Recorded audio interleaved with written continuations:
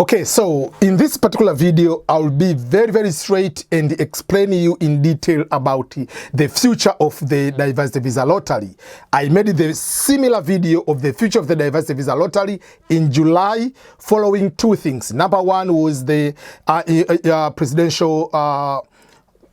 the presidential executive order about some of the suspension, but also more in particular, in July 17th, I made a video saying that at the end of the diversity visa lottery, following the Trump's administration announcement that they are planning to end the lottery, which is a random selection, and going to introduce something called the merit-based immigration, which is more or less similar to the immigration system in Canada.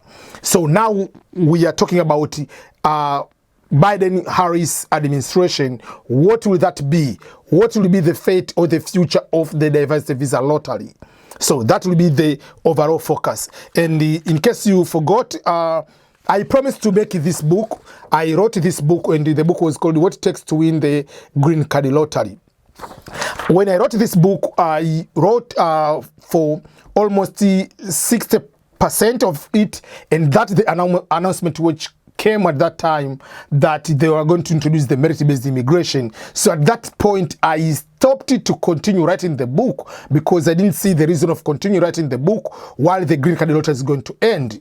So I stopped writing the book. So I'm going to explain the fate or the future of the diversity visa lottery and why I will be able to continue and finish this book. And as I promised, I will make this book available for everyone, and I'll make it for free. People can be able to download and read it. So that is the What It Takes to Win Green Card Lottery. That will be the book which I will explain not only just the green card lottery and how you can be able to start your life here in the United States of America.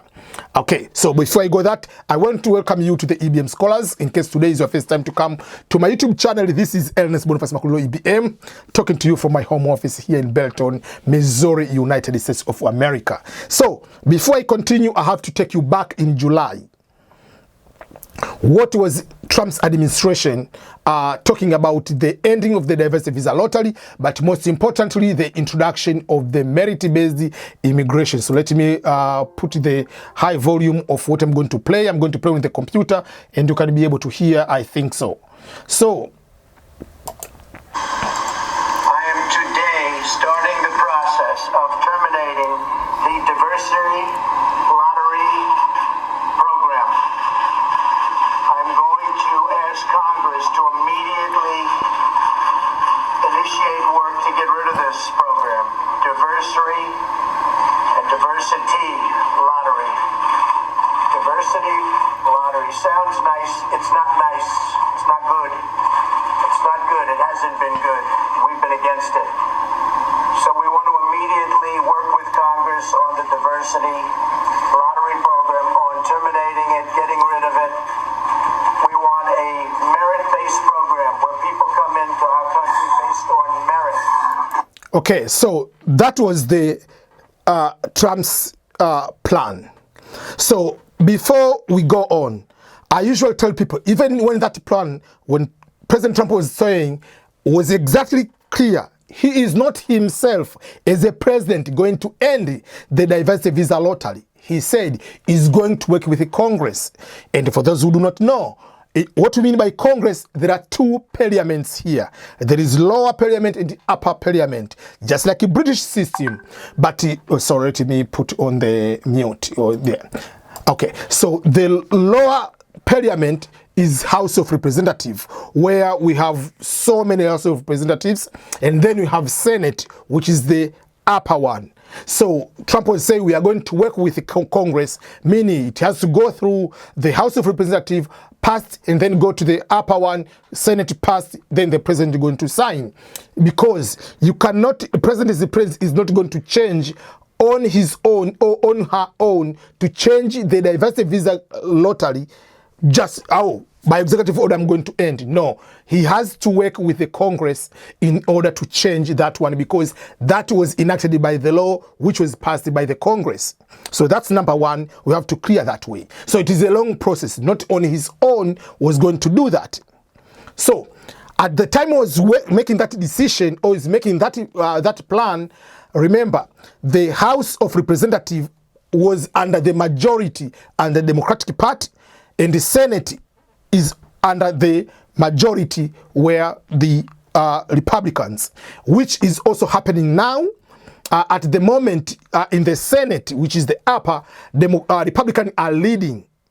But there are few seats they are going to redo election in January, because January 5, I think, because of they didn't get 50 plus 1% or 50 whatever percent, so they're going to do a runoff election. So still up to now, Republican have 48 seats, Democratic has 46 seats, and we have 2 independents in that particular Senate, but still Democratic are the one leading or the majority up to this point in the House of Representatives, but it depends if they finish all the counting.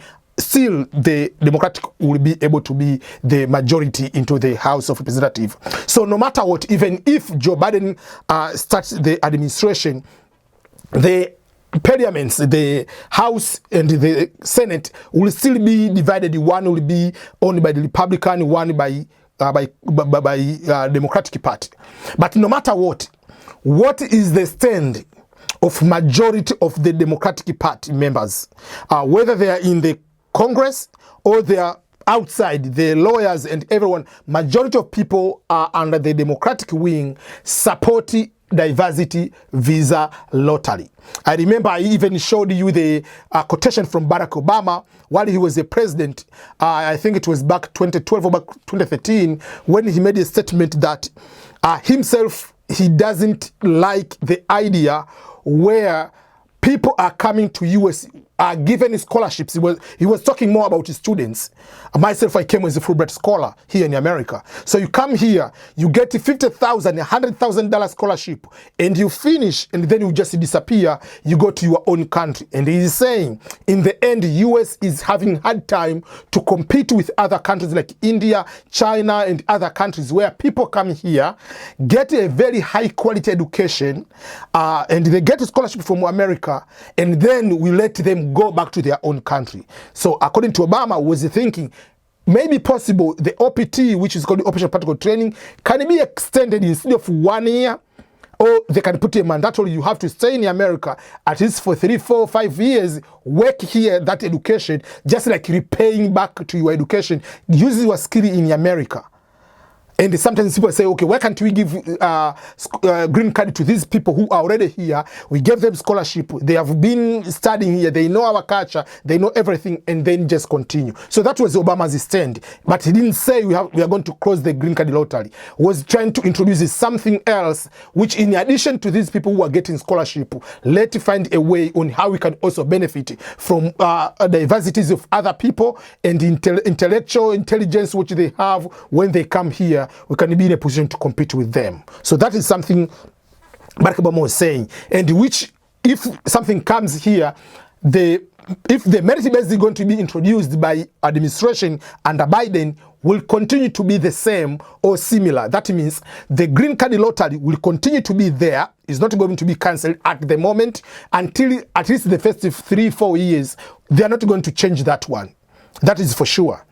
If they want to change that one, I don't think it will go very well to many people under that way. But if they want to introduce the merit-based, what they will do, they'll have the green card lottery for everybody, and then they might introduce just the merit-based, just as a new category for specific skilled people who can go through that way. So those people who are coming, maybe, let's say, through H1 visa, those people maybe can be converted directly, is a path through getting green card. Maybe they might be able to do that way because already they have H1. These people already have good jobs, they already have good skill, education and everything, and they have gone all the process. So maybe those people will be going through green card. I do not know. I'm not going to say this is what they're going to do. But for sure, the future of the green card lottery is still intact at this moment because, as they say, like, the position of President Trump was to go through Congress and to pass through that way.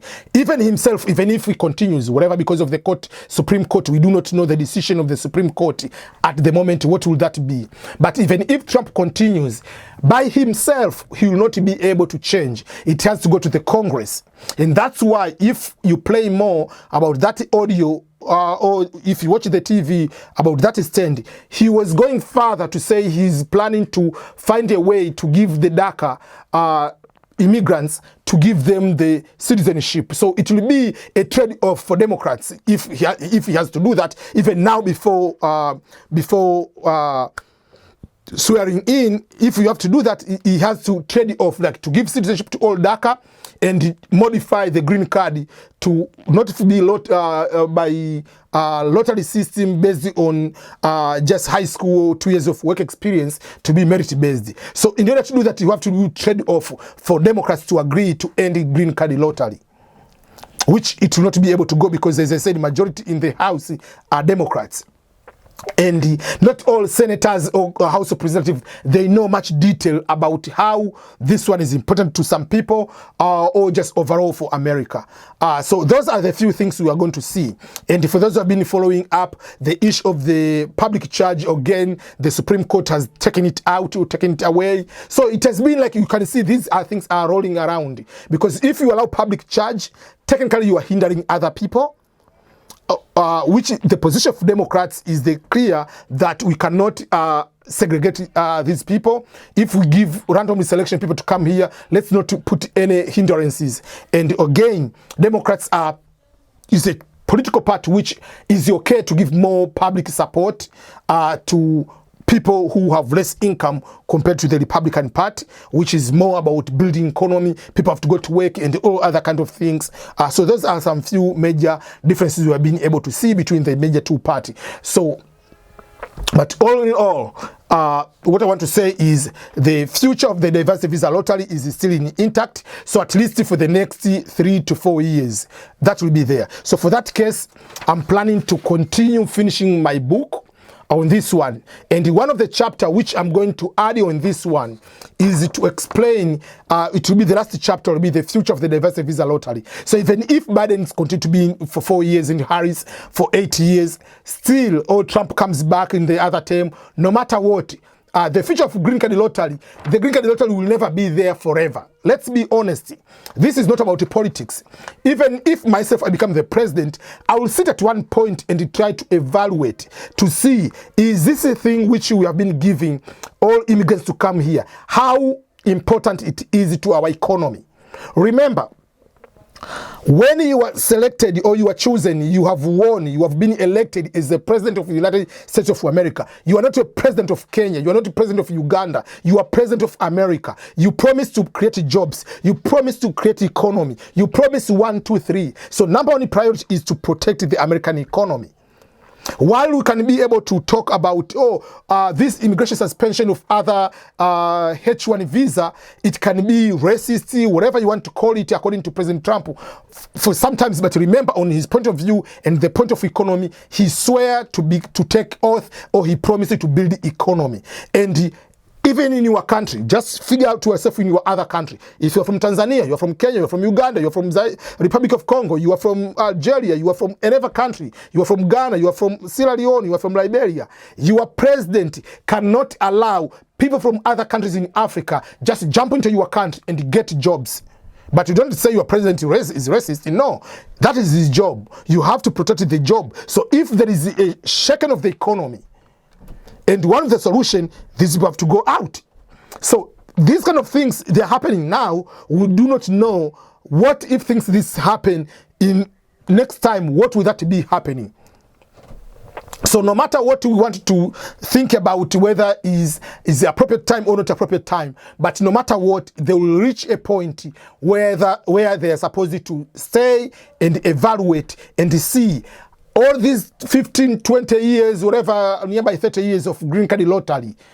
Okay, do we need to change? It's just like how we repeal certain laws. There are so many laws that have been enacted, but at one point you come to see the current reality. Maybe we don't need this one. Because at that time, we wanted to have more diversity of many people here in America. So we started, the DV lottery was started to bring diversification here. But now, it's not just diversification, we want to diversify, to bring people from other countries, but who also can be able to help our country, who also are able to make sure that the country can grow better, not to depend more into America to give them every single thing for them to excel. They want, yes, America can give you just what you call a nag, something to push you up, but yourself to be in a position to support or to help the American economy, American culture, American greatness, and everything. So that is something will be able to happen. So whether it's now, whether it's 4 years later, whether it's 6 years later or 8 years later, but no matter what, to reach at one point,